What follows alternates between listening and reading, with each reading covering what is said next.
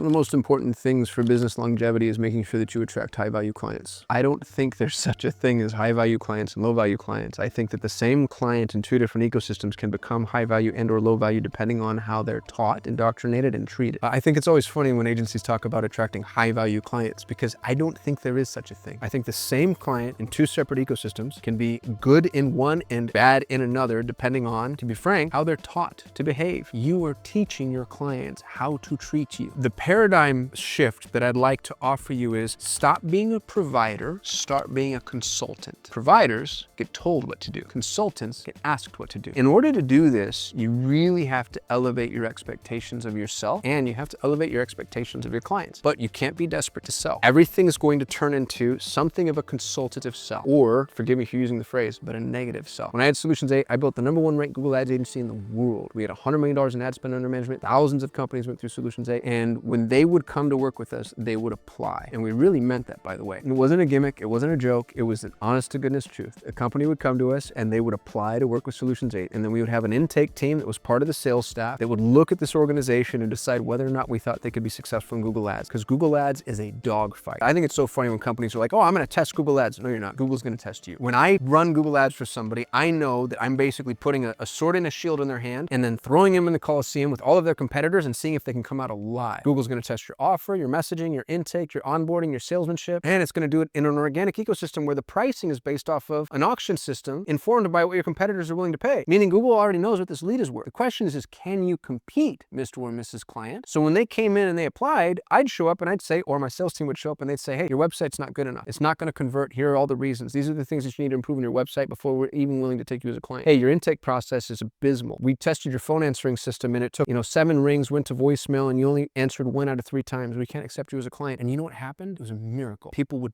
beg us, no, please, what do we need to do? As opposed to all the other Google Ads agencies that were begging now, oh, please sign up with me, we'll do anything, we'll give you a discount, we'll run your ads for free, et cetera, et cetera, et cetera, et cetera, et cetera. They were providers, we were a consultant. We were authorities in the space. We lifted ourselves above the cesspool of providers and told people exactly what was possible, what was necessary for them to be successful. And guess what I got? Amazing clients, all of them. They loved us. They were grateful that we were working with them. And you can do that too, but you have to elevate what it is that you're doing. What will be necessary for your clients to actually be successful. Coach them into success. Don't sell them. What's the desired end result? What is it they're trying to accomplish? What are the things that they need to do in order to make sure that can actually happen? And incidentally, most of those things are outside of your scope of work. As a Google Ads agency, I managed more outside of the scope of Google Ads than I managed inside of the scope of Google Ads. Google Ads was an easy scope to manage. It's all on one dashboard. It's one screen. There's a bunch of buttons, but once you know what the buttons do, that's actually not an impossible service to understand. Do you know what was hard? Tech stacks, CRM, first-party attribution, understanding analytics, integrating analytics across multiple systems, figuring out what the sales team was doing with the marketing team and why those two wouldn't talk, trying to get their sales team to give us feedback on the quality of the leads, et cetera, et cetera, et cetera, et cetera. What about your business or anything on the periphery of your business is set up so that clients will fail? You tell me. I don't know your business. You have to tell clients what it's going to take to make them successful. I don't care what business you're in. I had a housekeeper refuse to come once a month. She told me, I'll only do it once every 3 weeks or every 2 weeks, because if we do it once a month, the house gets too messy, and every time we come back in, we have to do a brand new deep clean. It doesn't make sense for my team and it doesn't make sense for you. And I was like, thank you. I didn't know that. That's awesome. So now she comes in every 3 weeks. And she could come in and she could say things like, you can't use this soap because it's going to leave water spots on the glass. I need you to buy this different soap. And I prefer to have a Dyson vacuum because they're more efficient and effective, and et cetera, et cetera, et cetera, et cetera. The more consultative she would get, the more I would trust her and the more I'd be willing to pay. Think about that. If you elevate yourself from provider to consultant, we charged a massive premium at Solutions 8. That was one of the things clients would say. Why are you more expensive than everybody else? And I'd say, because we're better than everybody else, obviously. One of our favorite sayings was, they'll be back. Because very often, here's what would happen. A client would come in through the door, we'd bat them away because all the things they need to improve, and then they'd be scared away because of our pricing. They'd say, I'm going to go try that big box agency that charges me no money and is begging for my business. And we'd say, great, we'll see you in 90 days. And we always did. We always did. Because that agency would take them right out of the gate. They'd run their traffic without any questions. They would charge them nothing, and it would fail miserably. And then they'd come back to us, tail tucked between their legs, and say, you were right. Can we do this the right way? You can do that too. There's no such thing as a bad client. There are poorly managed expectations. But if there's a person who's willing to jump through those hoops and you're the one setting up the hoops, when they get to the other end of it, they're a great client. And if they don't, they weren't for you. This is how you avoid all bad clients. You manage expectations, you establish the upfront processes that are necessary, you let them know what's possible and what's not possible. My favorite phrase on every sales call is, let me talk you out of it. I'd like to take a minute to try to talk you out of it. I do this with my talent agency. I own an agency that staffs executive assistants. And the way that I sell is I don't sell. I start on the call and I say, hey, listen, I just need you to know we won't staff for grunt work. It takes 1,000 applicants to yield one trained EA. The way that I get these top 1% people is I promise them they're going to be doing meaningful work. So if you're looking for like hardcore cold calling, call center type of boiler room, data entry, whatever, and not that there's anything wrong with that, but those aren't my people. And then instantly the client goes, no, I need an assistant for me. And what am I doing? Now, first of all, I'm telling the truth. Second of all, they're selling themselves to me. I'm only able to produce 40 to 50 EAs per cohort. I have way more clients than I have EAs. So I get to go in and I get to manage expectations. So we talk about things like we promise semi-flexible schedules, no screenshotting desktops. You have to have reasonable reasons to track hours. You have to have reasonable expectations. It takes time for people to learn different software. Once you get to the end of that process, if a client is in agreement and in full compliance, that's a great client for us to have. And we have amazing relationships. My friend John Vroman just said about one of our EAs, he said, I can't imagine life without her. It's a blessing to have clients like that and EAs like that. But it requires that from the outset, I say, here are all the reasons that I'm not going to work with you. Somebody test this thesis. Go look at every other staffing agency that's trying to staff EAs and see if they do that. What do? They beg. They're like, oh, please hire our people. We'll give you a month free. There are staffing agencies that are offering a month free and they're still not getting clients. Why? Because that month free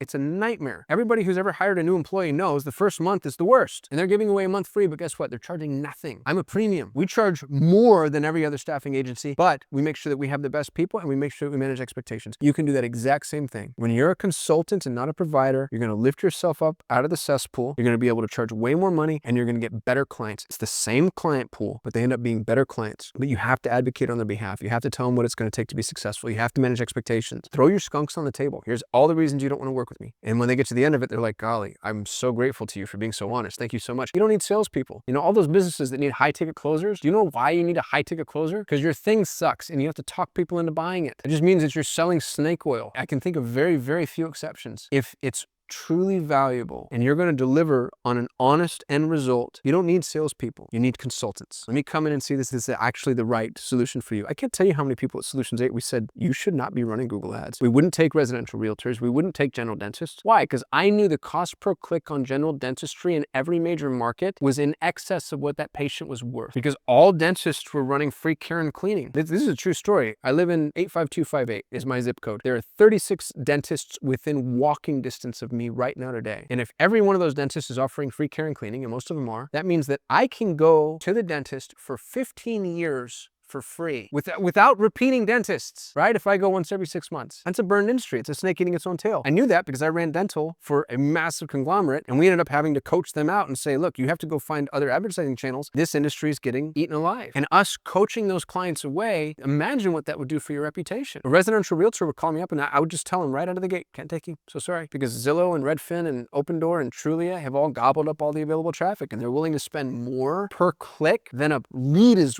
possibly worth to you. But when I said those words, guess what happened? I just had an advocate for life. Somebody who anybody else they'd encountered, like, gosh, if you need Google ads, go talk to those folks. They save me a ton of money. Be the consultant, be the advisor, bat business away, talk them out of it. Let them know why they shouldn't work with you. Put all your skunks on the table. Create skunks. You could start right out of the gate being like, hey, just so you know, I don't work nights and weekends. I don't take phone calls on my kids' birthdays. Whatever it is, start negative and watch the way the conversation changes. You see a customer start to sell you on them. That's what you want. That's where you want to be. Thank you so much for watching my YouTube channel. If you don't mind, like the video, juice the algorithm, subscribe to the channel if you want to see more, comment if you have questions or other topics you want me to cover, and most importantly, if you want to help me grow, share this and share it with context. Let people know what you liked, what you disliked, what you agreed with, what you disagreed with, and why they should watch and follow. I'd love to hit 1 million subscribers, and I'd love to do that with your help. Thanks for watching. I'll see you tomorrow.